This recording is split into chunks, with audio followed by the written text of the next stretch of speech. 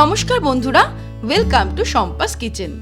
আজকে নিয়ে এসেছি পনির দিয়ে দারুণ টেস্টি ইজি নিরামিষ রেসিপি, যা পোলাও লুচি পরোটার সাথে খেতে দারুণ লাগে।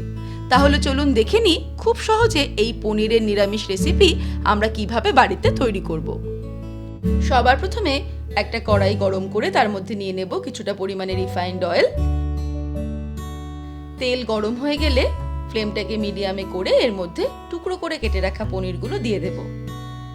আমি এখানে 300 গ্রাম পনির ছোট ছোট কিউব করে কেটে নিয়েছি।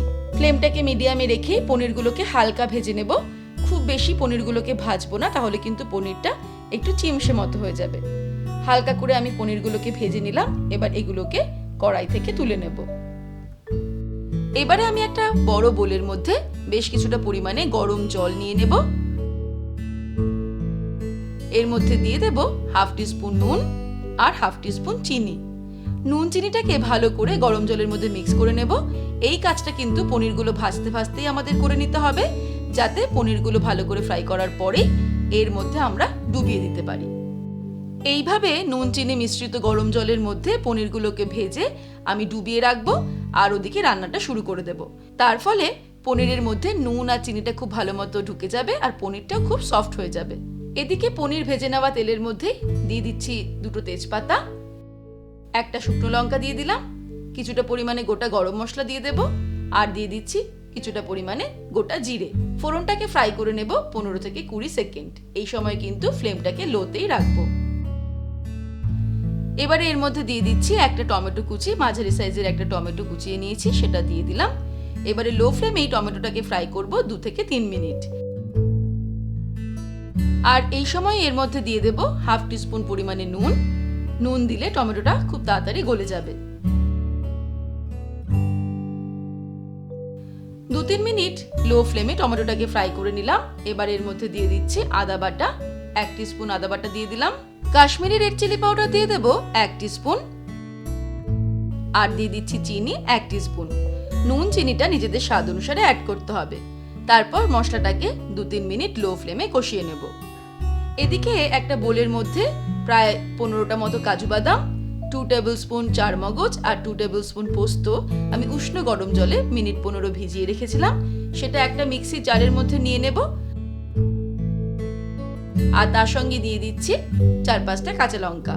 এগুলোকে সবকিছুকে একসঙ্গে বেটে একটা স্মুথ পেস্ট তৈরি করে নেব।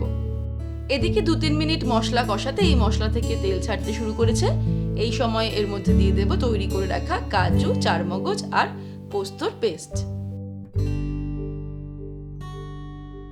মিক্সির বাটিটা ধুয়ে অল্প একটু জল দিয়ে দিলাম। তারপর ফ্লেমটাকে মিডিয়ামে করে নাড়তে নাড়তে আমাদের মশলাটাকে খুব ভালো করে কষিয়ে নিতে হবে। কাজু, চারমগজ এগুলো থাকার জন্য এটা কিন্তু নিচেতে লেগে যাওয়ার একটা টেন্ডেন্সি থাকে, তাই নাড়তে নাড়তেই মিনিট 5 আমরা মশলাটাকে কষিয়ে নেব। প্রায় 5 মিনিট নাড়তে নাড়তে মশলাটাকে খুব ভালো করে কষিয়ে নিলাম। যখন এরকম মশলা থেকে জলভাবটা সরে গিয়ে কড়াইতে তেল ছাড়তে শুরু করবে, তখন বোঝা যাবে মশলাটা ভালো মতো কষানো হয়েছে। এই সময়ে ফ্লেমটাকে একদম লোতে করে অ্যাড করে দেব দুধ। আমি 1 কাপ পরিমাণে দুধ দিয়ে দিলাম। আপনারা যেরকম গ্রেভি রাখতে চান সেরকম দুধ অ্যাড করবেন। এর সঙ্গে হাফ কাপ মতন জল দিয়ে দিলাম। এবারে ফ্লেমটাকে বাড়িয়ে দেব। যেই গ্রেভিটা টকবক করে ফুটতে শুরু করবে, তখন ওই ভিজিয়ে রাখা পনিরগুলো জল থেকে ছেঁকে তুলে নিয়ে এর মধ্যে অ্যাড করে দেব। এবারে ফ্লেমটাকে একদম লোতে করে দিয়ে এটাকে ঢাকা দিয়ে দেব 5 মিনিটের জন্য। 5 মিনিট পর ফিরে আসছি। 5 মিনিট হয়ে গেছে। সবকিছুকে ভালো করে একটু নেড়ে চেড়ে নেব। আর এই সময়ই টেস্ট করে দেখে নিতে হবে নুন মিষ্টি ঠিক আছে কিনা।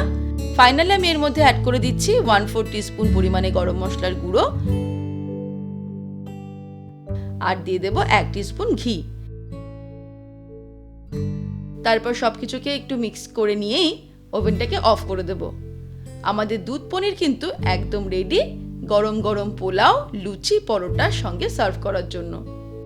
তাহলে দর্শক বন্ধুরা, আজকের এই রেসিপি আপনাদের কেমন লাগলো আমাকে ভিডিওর নিচে কমেন্ট সেকশনে কমেন্ট করে জানাবেন। ভালো লাগলে লাইক করার অনুরোধ রইল আর বন্ধুদের সঙ্গে কিন্তু অবশ্যই শেয়ার করুন। ভালো থাকবেন, সুস্থ থাকবেন। আমি আবার হাজির হব নতুন নতুন রেসিপির সঙ্গে। নমস্কার।